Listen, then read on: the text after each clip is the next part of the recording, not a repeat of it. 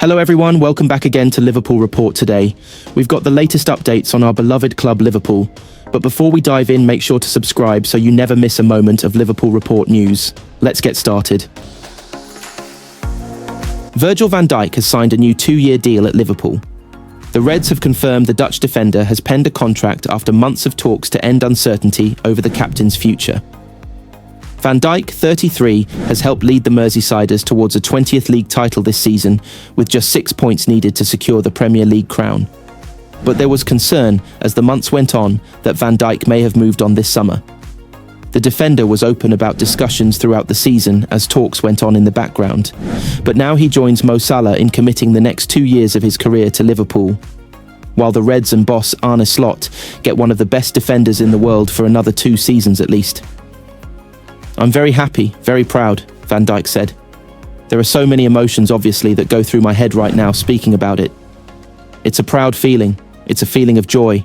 It's just incredible. The journey I've had so far in my career, to be able to extend it with another 2 years at this club, is amazing, and I'm so happy. It was always Liverpool. That was the case. It was always in my head. It was always the plan. And it was always Liverpool.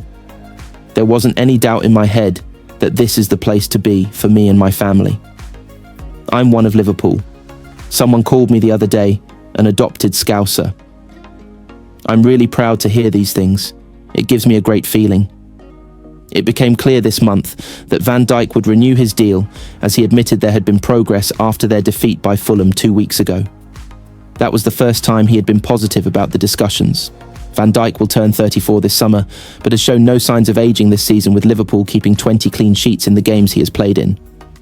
Sporting director Richard Hughes has been leading discussions throughout with Van Dijk and his agent, Neil Fewings, and there has been confidence on both sides that a deal would get done.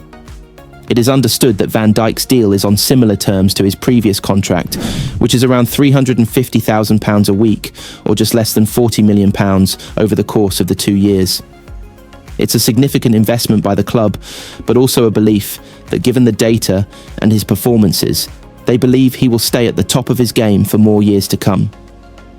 Liverpool believe that they can continue to give players like Van Dijk, Salah and others the platform to continue to achieve their ambitions, which is winning major trophies. They also believe that by tying down club captain Van Dijk and Salah, that they are showing the club's ambition to remain at the very top of the game. Liverpool signed Van Dijk from Southampton in 2018 for a world record £75 million fee for a defender. He has won 1 Premier League title, a Champions League, 2 Carabao Cups and an FA Cup, with another league title to come, of course. The Dutchman said earlier this week, "I love the club. That's pretty obvious. I think you can see that in the way I speak about the club, the way I work for the club, in terms of what I do on the pitch, on and off the pitch. And that will always be the same. I think it's the whole combination. I joined the club in 2017 for many reasons. Reasons like how much it means to all the Scousers, to all the fans around the whole world to be connected to Liverpool. Being successful with Liverpool, the culture of the club, everything that embodies Liverpool. That is just part of me. That's why I'm always proud when I wear that shirt. Go out there and try to be the best version of myself in terms of the football player that I am." Van Dijk was also happy earlier this week that Salah has signed his deal. "I'm obviously very happy for the club, and all of us connected to the club," he said. You can't put it in words how consistent he is, obviously in terms of his numbers, but the work rate he's put in over those last 8 years at the club is incredible, and he can still show it for another few years. Alexander Isak has been urged to join Chelsea this summer, with former Premier League star Gus Poyet suggesting he would be a good fit at Stamford Bridge. Isak is one of the most in-demand players in world football right now, having starred for Newcastle since joining the club in 2022. The 25-year-old has scored 59 goals in 103 games for the Toon, and the likes of Arsenal and Liverpool have all been linked with the striker. However, Poyet believes Isak should join Chelsea instead. "I would like to see Alexander Isak at Chelsea," the ex-Chelsea midfielder told Discasino. "I know him from his time at Real Sociedad, and I know his characteristics, movement and technical ability, and I think he'd be a good fit at Chelsea. I also think Nicholas Jackson needs competition up front. If you want to be the number 9 at Chelsea, you need to be better than how he's currently performing. Sometimes to get better, you need more of a challenge. It didn't work out with Christopher and Nkunku up front, so Jackson needs someone else to try and push him. Isak can be that player. However, Newcastle remain determined to keep hold of their star striker, and it will take a blockbuster offer to even tempt them to sell, with Isak still under contract until June 2028. And Newcastle boss Eddie Howe is confident that Isak will still be at St James's Park next season. He's had a brilliant couple of seasons for us, and he looks like he's hitting his best rhythm now, Howe said in December. He's such a valuable player for us. When I signed him, I looked at his game in depth.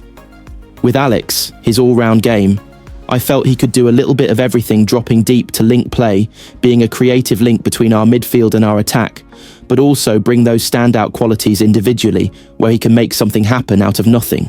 He had, from that one season where he scored a huge amount of goals in La Liga, which at such a young age isn't easy to do. I believed he had the prowess to deliver that into the Premier League, albeit there's always a slight question mark with the physicality of this league. And that's where I have to give him a huge compliment, because he's made that step from the various leagues that he's been in to come to the Premier League. I think he's done really well. He's almost taken everything in his stride. We wouldn't have committed the fee that we did to the transfer if we didn't believe that he could play and do well straight away. Now he's done that, and he deserves a lot of credit for it, because it's not an easy thing to do, to transfer leagues in the way that he has, and I just hope it's a start for him. The challenge for the team is to be successful. With a successful team, everything is easier across the board in every respect. The challenge for me is to push the team to those heights. Liverpool defender Trent Alexander-Arnold has stepped up his training as he continues his recovery from an ankle injury. The Reds' right-back was filmed training on Wednesday with the first team, but it is understood to be the final stages of his rehabilitation. Alexander-Arnold, 26, took part in some of the session with Arneslot's side, but not the full workout as they prepare to travel to Leicester on Sunday. The England international has been out since he picked up the injury against Paris Saint-Germain last month in the Reds' Champions League exit and has missed 4 games. Liverpool medical staff will continue to monitor his recovery and slowly build his workload. Slot is expected to give an update on the fitness of Alexander-Arnold on Friday, but a trip to the King Power Stadium may be too soon for the defender. His absence through injury has come at a crucial time for Alexander-Arnold, who is yet to announce his decision ahead of his current contract expiring at the end of June. Alexander-Arnold was part of a key trio of out-of-contract stars with Mohamed Salah and Virgil van Dijk, but now stands alone as the only one not to commit to the club. Salah's 2-year contract extension was announced on Friday, while Van Dijk will follow suit in the coming days, leaving Alexander-Arnold as the odd one out amid a rumoured move to Real Madrid. Ahead of his own announcement, Reds captain Van Dijk has made it clear that he expects the club to strengthen in the summer transfer window. Whatever happens in terms of players going out, players coming in, I think it should be a big summer, he said, after scoring the winner against West Ham on Sunday. I think they're planning to make it a big summer, so we all have to trust the board, as a Liverpool-connected fan, to do the right job. I think Liverpool should be able to challenge for titles in the upcoming years. Liverpool can win the Premier League this weekend if Arsenal lose at Ipswich and they then beat Leicester.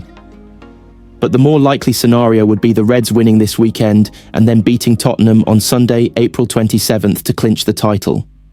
Alexander-Arnold is obviously subject to interest from Real Madrid and is out of contract this summer, but his return to fitness means he will be available for selection before his deal runs out, providing a potential farewell period for the academy graduate. Darwin Núñez missed last week's 2-1 win over West Ham with illness, but he trained on Wednesday, which should mean he's fit for Sunday. Liverpool are still buzzing with the excitement of tying Mohamed Salah down to a new contract, but the fresh terms won't prevent one familiar problem. The club confirmed last week that Salah has put pen to paper on a new deal, which is understood to run until June 2027, ensuring another 2 years of output from the Egyptian. Salah is enjoying his best ever campaign with Liverpool, with 32 goals and 23 assists in 46 games across all competitions so far. As well as lifting the Premier League title, he is set to win the Golden Boot, having already broken Thierry Henry's record with his 45th goal involvement on the weekend. The 32-year-old chose to stay in part due to the progress the team is making under Arne Slot's management. "I signed because I think we have a chance to win other trophies and enjoy my football," he said. "It's great. I had my best years here. I played 8 years. Hopefully it's going to be 10. If they are to win more trophies in the 2025/26 season, then Liverpool will have to overcome a familiar problem, the Africa Cup of Nations.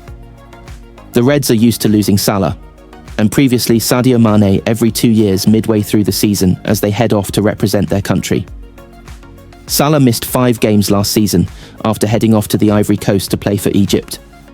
To make matters worse, he then picked up a hamstring injury while on international duty, which cost him a further 7 matches for Liverpool, while he also struggled to rediscover his best form once back available.